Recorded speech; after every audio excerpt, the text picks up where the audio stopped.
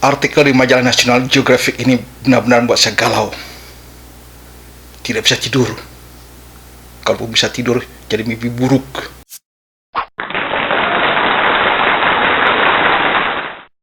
Apa artikelnya? Bisa dilihat detail di deskripsi ini ya. Itu tentang perbedaan DNA antara manusia dengan simpanse. Ternyata DNA manusia dengan simpanse secara genome sequencing hanya berbeda 4%. 4%. Nggak banyak-banyak amat. Lalu kalau dihitung dari molekulnya, dari 3 miliar molekul DNA, manusia dengan simpanse hanya berbeda 40 juta molekul. Itu hanya sekitar 1,33% perbedaan molekul DNA manusia dengan simpanse. Jadi kecil sekali. Tapi lihat dampaknya apa. Coba lihat apa yang bisa dicapai oleh manusia dan apa yang bisa dicapai oleh simpanse. Apa? Jauh kan? Manusia punya teknologi, sains, seni. Simpanse bisa apa? Bisa cuma manjat pohon sama gerak-gerak berapa gerakan dilatih. Mungkin bisa dia ngangguk-ngangguk kalau tidak geleng-geleng, atau bisa dilatih berhitung 1-10 kayak lumba-lumba di Ancol tuh bisa dilatih berhitung juga kan.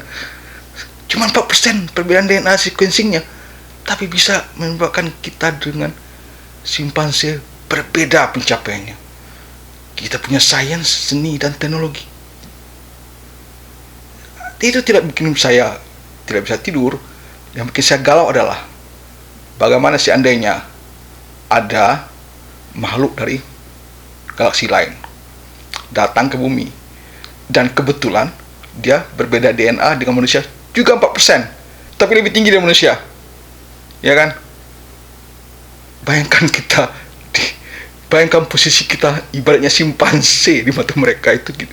Manusia inilah nggak lebih dari kelompok kera simpanse. Itu yang menyebabkan saya tidak bisa tidur. Misalkan taruhlah mereka melakukan penelitian, dibawa manusia, jadi kepala labnya suruh, ambil siapa manusia yang paling jenius, bawa sini kita mau teliti sampai di mana dia jeniusnya. Nah, dibawalah, diculiklah Albert Einstein misalnya. Wah, bertanya sama kepala labnya, kenapa dia Albert Einstein? Oh, ini orang jenius bos. Dia bisa teori relativitas. Di umur 26 tahun, 27 tahun dia bisa. Wah, pokoknya teorinya udah hebat lah. Terus ditanya, dilihat sama si kepala labnya, alah, teori relativitas itu anak gua si Tommy umur 3 tahun udah teori relativitas khusus, super khusus dia temukan. Mungkin gitu kali ya.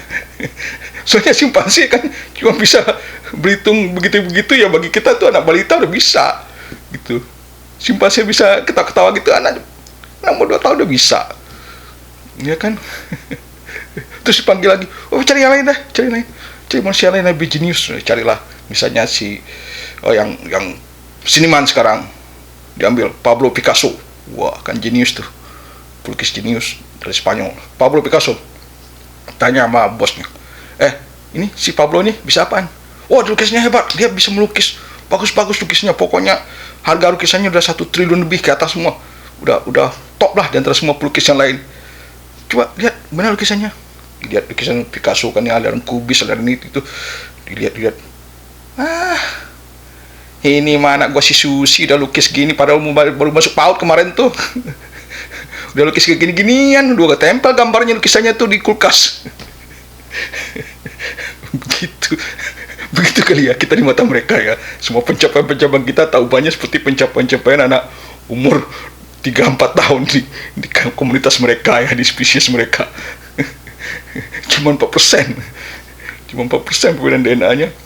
Lihat betapa hebatnya efeknya, dampaknya itu ya. Begitulah, perbedaan yang kecil sekalipun itu akan sangat berarti. Jadi kalau Anda punya produk, misalnya mau menjual suatu produk, bikin produk tandingan, yang Anda lakukan sebenarnya hanya membuat sedikit berbeda saja sudah cukup untuk membuat produk Anda itu tampil beda untuk dijual ke konsumen. Konsumen akan melihat perbedaan itu, bukan lihat lebih bagusnya. Mungkin kualitas sudah sama, tapi kalau lihat ada perbedaan, mungkin orang akan melirik market Anda. Loh kok kita bicara masalah bisnis. Jadi saya tinggal lagi dengan perbedaan kecil-kecil gini. Saya teringat seorang atlet loncat galah dari Ukraina. Dulu Uni Soviet, sekarang pecah jadi Ukraina. Namanya Sergei Bubka. Apa yang istimewa dari orang ini? Dia selalu menciptakan rekor dunia, tapi dengan jarak-jarak yang sedikit saja perbedaan, 1 cm, 2 cm. Mari kita lihat rekor dia. Ini rekor dia dimulai pada tahun 1984, umur dia masih 20 tahun waktu itu. Dia sudah mulai cetak rekor loncat galah 5,85 meter. Terus setiap tahun dia mencapai tahun berikutnya dia mencapai threshold 6 meter. Tanggal 13 Juni 85 di Paris. Nah, lihat selanjutnya, lihat rekor-rekor dia. Naik 1 cm, tahun terus naik 2 cm lagi, naik 2 cm, naik 1 cm, terus naik 1 cm sampai 1992. Ya kan? Naik 1 cm, 1 cm. Nggak banyak dia bikin perbedaan, tapi itu cukup membuat nama dia terdaftar sebagai pencetak rekor. Jadi waktu itu kita sampai bosan bahwa ini orang kenapa nama dia terus tiap ada rekor baru muncul di atletik, kejuaraan dunia atletik atau di olimpiade, itu selalu nama dia.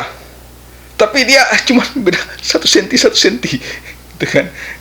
Sebenarnya kalau menurut analisis dari beberapa pengamat, dia sudah bisa mencapai angka tertinggi dia sekarang 6,10 pada saat umur dia 25 tahun. Tapi pada saat itu dia sudah sadar bahwa apa saya pecahkan rekor saya sendiri dengan margin yang besar. Kecil-kecil aja. Jadi setiap saat dia bikin berita terus. Setiap ada kejuaraan atletik dia bikin berita terus. Wah, pecah rekor lagi, gitu. Hanya 1 cm. 1 cm itu berarti 1 cm itu yang buat dia tercatat sebagai rekor dunia di loncat galah. Itu saja. Itu sebenarnya yang menyebabkan perbedaan kecil itu akan sangat berarti, akan sangat berdampak. Mari kita buat perbedaan itu. Change. We have to make change. Kan begitu dalam motivasi. Ya, demikian saja pembahasan kita pada hari ini. Sampai jumpa di video berikutnya.